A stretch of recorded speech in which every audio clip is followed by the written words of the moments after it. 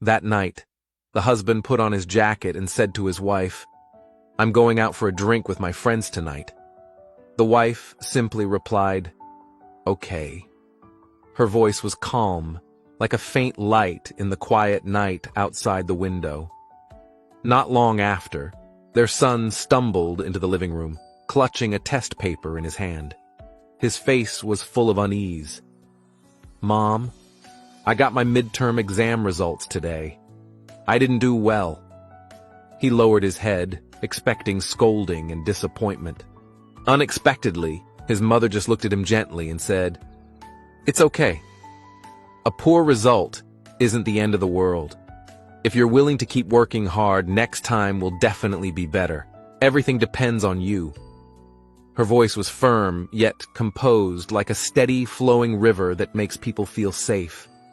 The next day, their daughter approached her mother cautiously, her face tense, as if she were about to cry. "Mom, I accidentally broke the TV." She braced herself for yelling, punishment, or anger. But the mother simply smiled and said calmly, "It's okay. Take the broken TV to the repair shop and let's see if we can fix it." The family had long been used to the mother's occasional irritability and anxiety, so her sudden calmness caught everyone off guard. The father was the first to look puzzled. The son and daughter exchanged glances, their eyes filled with both surprise and worry. No one knew how to respond at that moment, and they all asked her, "What's going on? Why are you suddenly so calm?" She smiled softly, her eyes gentle yet clear. "I've been thinking a lot, and I finally understand. Everyone must take responsibility for their own life. My worries, anxiety, and impatience can't solve your problems for you. Instead, they only spread my pain to you and cloud your judgment. What I can do is give advice and support when you need it. But whether to accept it or not is entirely up to you, and every decision's consequence must be borne by the person who makes it." She paused, as if placing each word carefully into their hearts. "I can't live your lives for you, but I can control how I respond to things. I will care for you, love you, and encourage you. But solving problems and finding happiness, that's ultimately up to each of you." The room fell silent. Even the ticking of the clock seemed amplified. In that moment, the father's shoulders seemed to lighten, the son straightened his back, and the daughter's tense brow slowly relaxed. Everyone quietly reassessed their own roles and responsibilities.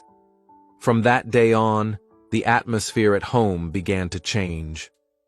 The children started to take responsibility for their studies and their actions. When faced with problems, they would try to find solutions first before asking for help. The father learned to let go of substitute anxiety and began to discuss solutions with the children instead of worrying on their behalf. The mother remained gentle, but now she carried a sense of composure and trust. She placed her love in support and guidance, not in replacing or controlling. Day by day, the family became more stable and harmonious because everyone began to understand. Growing up is not just about being protected, it's about learning to take responsibility. Home was no longer just a shelter from the storm. It became a school that taught independence and responsibility. If you still don't have a method for learning English, then seeing this means you've already found the answer. This learning pack truly starts from interest. Each story is simple, yet full of meaning, and includes videos, audios, and exercises.